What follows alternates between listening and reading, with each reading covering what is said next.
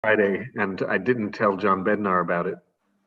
I just started a YouTube live and a Zoom meeting at the same time. And I started talking to him, although he was not there, and he said he found it later. Turn the volume off there. So, good morning. This is our forum hour today is on, this is the wrong tab. Social media and internet safety. It is just 20 slides, and I'm going to be happy to be interrupted with questions, comments, concerns. To see what's actually on my slides, I'm going to minimize everybody. So if you try like a hand waving or using the chat, I won't actually see it. But if you just unmute yourself and ask me something, I'll be happy to clarify or answer questions or go into a little bit more detail than I was planning. And my first slide is just what kinds of social media things we use at Emmanuel. This is about 80% of the ways that we communicate with the parish, or we communicate amongst ourselves. If you were to have a meeting of something and you sent it to Alita or to Brooke, most likely it would go out in a website, email, one of our 3 Facebook pages, Instagram, Twitter, or like this, be posted on YouTube. Oh, someone's playing the piano in the background. Did not expect that. See, I'm interrupting myself. The other ways that we communicate, which are not social media, but are super important, I say as a member of the comms team, is the parish bulletin and the mailings that go out, the almond tree. And the reason I'm starting here is because the most common question I get is not actually a question. I'd say multiple times a month, parishioners have been saying to me for the last year and a half about Facebook, Twitter, Instagram, email. I don't know what all these things are. So I was going to go over them really quickly. This is a shorter section of what I planned to talk about today. The first is, what is Emmanuel's website? There are 2 ways to get there. Our parish website is the most information you can have about what's going on at Emmanuel. It's the easiest way to figure out what is on the calendar. It includes links to the most recent parish notes. This is all of the kinds of information that is available to the general public. And if you actually go into those like bulletins and parish notes sections, it's also got things like links to forum hours like this that are on Zoom that don't sort of normally appear unless you know exactly where to look for them. Our parish emails, and you can sign up for parish emails by emailing the office or Alita or me. Our parish emails come out multiple times a week with all of the information you could possibly want to know about Emmanuel Church on the Hill. So much information, in fact, that there are definitely people, and I have spoken to them, who don't actually read the emails because it's too much. And then they don't always know when things are. And I'm like, well, go read the email. I'm not very helpful in this capacity. There are, and the reason to bring up emails other than just people not knowing what things are, is that there are lots of people who spend time, and I'm going to do a little section on scams here in a little bit. There are lots of people who spend time and energy trying to trick you into believing that emails come from places and people that they do not come from. All Emmanuel emails end in @icoh.net.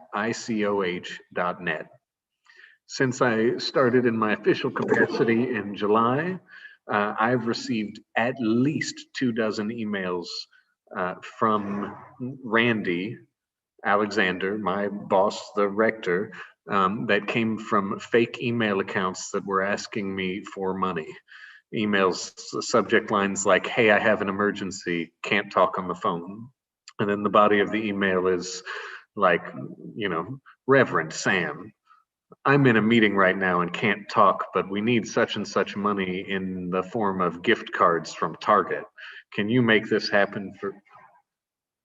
And I know that Randy is not the person emailing me, partially because sometimes I'm actually in the office, like across the hallway from him, and partially because those emails always come from addresses that I do not recognize. All Emmanuel emails end at icoh.net. We have 3 Facebook pages. Having my little thing miniaturized means I can't see anybody's face, so no one's stopped me yet. We have 3 Facebook pages, which is 2 Facebook pages too many, but there's no going back. We have a private one for members and family members, people who are connected to our community. We have a public-facing Facebook page, which mostly repeats information from the parish newsletter. It's spread out a little bit more so that it appears in people's sort of Facebook feeds instead of all at once where nobody kind of can see anything unless they're looking for it. We also have a page just for the pumpkin patch. So you have the ability to be friends with us 3 different ways, and we would like that. Oh gosh, I clicked, it didn't do it. There we go. We also have an Instagram. As you can see in the sort of bottom middle left-hand corner of the screen, we have 37 followers. It's not a very popular Instagram. This is not a way that we consider to be super information heavy.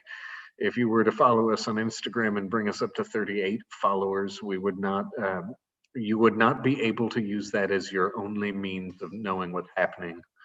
Oh, hi, Susan. Reverend Susan's here, bringing communion back. Very much the same for our even less popular Twitter. Twitter is something that we have, and it's attached to our parish, and there's this little picture of Father Randy there, which is adorable. He's talking to children. We only have 11 followers on Twitter, and if you are interested in being a part of hosting and planning a social media account for the parish, we would love to talk to you about Twitter. We also have a YouTube channel. There are several of you watching right now in Zoom, and potentially more watching on YouTube Live. This is where our services, sermons, our Sunday school lessons right now during the pandemic, everything goes to our YouTube channel. And we have plans to grow that space, but that is another social media space we use. And my question, before I go on to a much more interesting part of this conversation, is do you need to use all these things? And no, absolutely not. If you already use those things, we would love for you to be friends with us, or to like or follow or subscribe. But you can get everything that you need to know about our life as a parish from the announcements, the bulletins, or the websites. And this is my favorite slide. Wasn't this a forum about internet safety? Yes, it was. I have 5 internet safety tips that are the real reason why we are having this forum hour today. And these are things that I'm going to talk about more and more in other videos produced for the parish. I'm going to send links to things that explain these further. I'm going to spend the next several months, in fact, doing periodic internet safety tips and training, because I don't think we're ever going fully offline again. We will regather, the pandemic will end, there will be vaccines and treatments, and we'll be able to like even hug each other and pass the peace. And I think we will still be broadcasting material for people who can't travel, for people who are immunocompromised, for people who don't have transportation. I think we are online in some form for the rest of ever. And if I had to pick, and I did for this forum, 5 things I'd like everyone who is engaging online with us at all, or who is just online in general, who is known to us at Emmanuel, if I had to pick 5 things I'd want them to care about, it would be understanding the privacy settings on whatever both application and device you're using, being cautious about which friends you add, sharing information very carefully, using two-factor authentication, and being mindful constantly of the propensity for people to try to scam and steal from and trick and cheat you. The first of those is understanding privacy settings. There's not a really good comprehensive slide for this. My phone has a different place for settings for Facebook than the laptop I'm using for this broadcast. That is different than my wife's phone, which is Mac. So her Apple phone has sort of different places where the settings are. What's important is that in every one of these areas, whether they're email, your actual web browser, whether you're on Facebook, Twitter, Instagram, TikTok. TikTok I didn't go over because I don't know anything about it. Presumably it's dancing. I see ones that are not dancing. I don't know anything about TikTok. I am sorry. Hey, Stuart, we're doing a forum hour, so I'm just in here for a little while longer. I'm sorry to be in your way. Stuart's there cleaning up after us. So what's important is not that that I know how to access your settings for which things you're using. What is desperately important is that you know how to access your settings for the things that you are using, and read them and ask questions and change settings until you have it the way that you want it. When you get a pop-up or a notification that says like, oh, our such and such has changed, click to make sure you've read this. It is obnoxious, it is terrible, it is horrible. I'm so sorry that I'm going to tell you to do this, but don't click those things until you've read what they have to tell you. It will be boring and obnoxious and horrible. It may even interrupt the thing you're trying to do, the reason you got online in the first place. But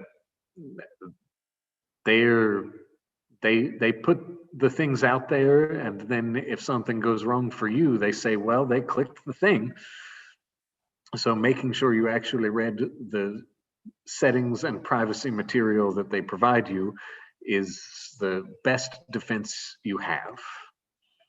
Be cautious adding friends. When you receive a friend request, consider whether or not you know that person or know of them. There are people I'm Facebook friends with. I have no idea who they are, except that they have a large following and they post regularly and they say something about politics or religion that I care about. And so I have a sense of who they are, even though I wouldn't promise that they are a person. There's a gentleman named Nathan Monk who's I think an Episcopal priest. I mean, he could just not exist, but I read his posts. I read his blog. I think he published a book. The publishing a book means he probably exists. I take back thinking he doesn't exist. I read his book. He's a person. I don't know him, but I did accept his friend request because I kind of knew of him. One of the things to consider is whether or not you believe you are already friends with the person. Sometimes hackers or people trying to scam you and get information out of you will take a profile picture that belongs to someone you know and generate another account with the same name, and then try and friend all of that person's friends. So you might find, like my spiritual director growing up, his name was David Wayland, and David Wayland tries to friend me 5-6 times a month. There are 40 or so different accounts that are called David Wayland, and only one of them is real. So please consider, when accepting invitations from even people you know, pausing and looking. And maybe if you've known their account or friended them before. Sharing information carefully was that third one. You can share a lot of information. There's a lot of stuff you could share even by accident. People do it every day, and you need to be very careful to not share things like your social security number, your phone number, or your address, and your actual movement. I would love it if everyone who came to Emmanuel would check in, like be on Facebook and say like, yes, I came to Emmanuel Parish right now, or like, yes, I'm at Zabriskie Chapel right now. Yes, I'm at the pumpkin patch. I would love it if you do that. I do it frequently. Also, don't do that. Don't let people who follow you on social media, particularly if you have a very open to the public account, don't let them know when you're in and out of your house. The overwhelming majority of scams that happen online are not targeted to individuals.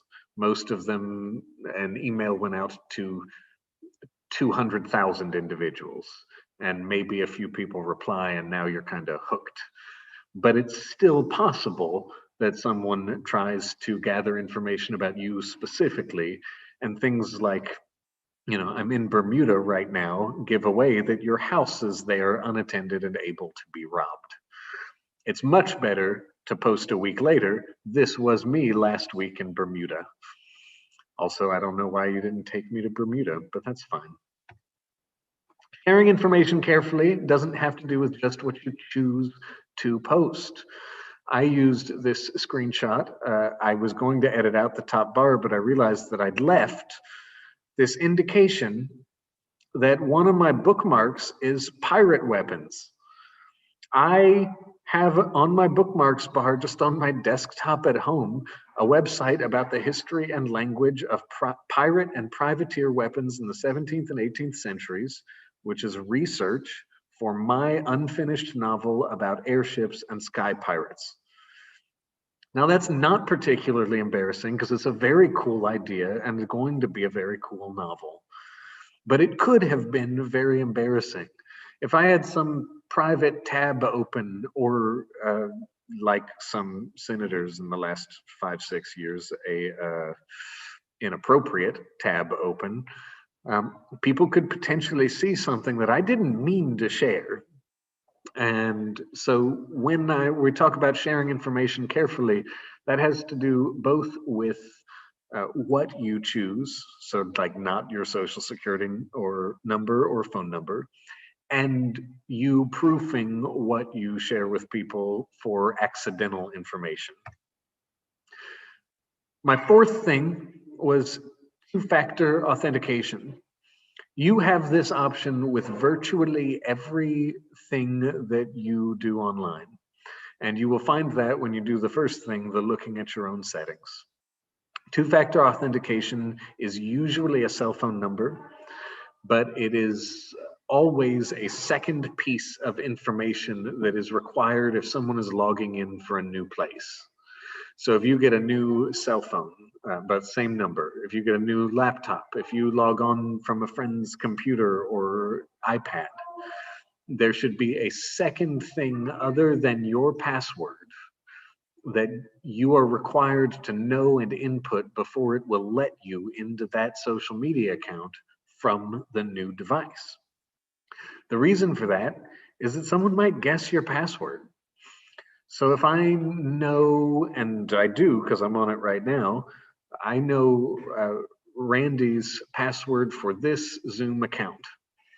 There is a chance, and I'm going to make sure he knows that I said this out loud in this recording, just in case it's true. There's a chance that he's using the same password for other things. He gives me access to the Zoom church account, the like church Zoom account, and that's fine. He doesn't mean to be giving me a password that might be for his private email. It might be for a file folder on a computer that has personal like banking data. There's all sorts of people who use the same password for everything. And I think it's very difficult to have a different password for everything. So two-factor authentication would mean that if I'm trying to log into something I shouldn't have access to, I could have Randy's password to anything and be at home at my computer and not have access. You probably have this option for everything you log into. Look through your settings and find it. Finally, and this is the biggest point, and this is the one that I care most about, is watching out for scams. There are a very small, as a percentage of human beings, number of people who are really out explicitly on the internet trying to rob you. And there are very many people for them to rob. So there is plenty of safety in numbers. There's plenty of security in like not being a particularly interesting target. For most of my life, I was 28 the first time that I remember driving up to the gas station and realizing that I didn't even need to check which card. I could fill the tank about $35 from either my credit or debit card. Like if someone had robbed me in that moment, they would have had about $72 and I would have been fine. Now, a little later, life is a little different. I am a different kind of target now. But my point is, they are not, this sentence went totally wrong. My point is that the things that we do to protect ourselves make us less likely targets. There is someone brilliant who's figured out how to get into just about everything that you and I access. So we just want someone else to be easier to get to. That is the thing that we do to protect ourselves. So don't, and this came up in another slide, share your social security number, your phone number, or your email address with anyone. And the second thing is like unto it. That's my church language coming out. Don't ever give money to anyone online in any way for any reason unless you can independently verify who they are and someone you trust believes it's safe. I give money semi-frequently to Amazon.com. I always use the Amazon Associates link from our Emmanuel webpage, so the church gets money when I do. Shameless self-promotion, that's what that was. But I frequently give money to Amazon.com. I know many, many people who I trust who believe that that is safe. I am able to independently verify by Googling, is Amazon a real company? That Amazon is a real company. And then I know other people who believe that it is safe to send my money there in exchange for them mailing me mostly Star Wars paraphernalia. That is what I mean. I verify some other way, looking up what company I'm going to give money through or to, and someone I trust believes it's safe. When John Bednar, who I do trust, implicitly and constantly all the time and knows way more about computers than I do, when John said, like, we're going to use this Square software for the pumpkin patch, we've used it before, I was like, great. There's someone I trust. I believe that it's safe. He believes that it's safe. I'm still going to Google this company and see whether or not they actually exist. So I did both things. Never give money to anyone online for any reason unless you can independently verify who they are and someone you trust believes that it's safe. Further and related, there is no emergency ever that requires only online communications. A bank, government agency, even a loved one emails or messages you about an emergency, like Randy's fake emails coming from accounts that don't end in ICOH.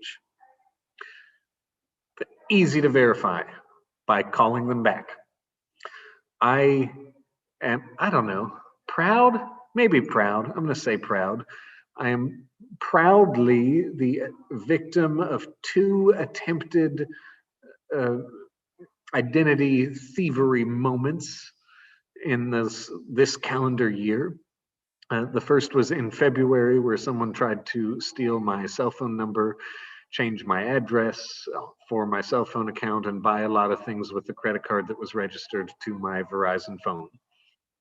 I got a message from a person claiming to be Verizon saying that they needed an authentication code from this two-factor authentication that I talked about earlier, and they needed me to type it to them because they are having trouble with such and such.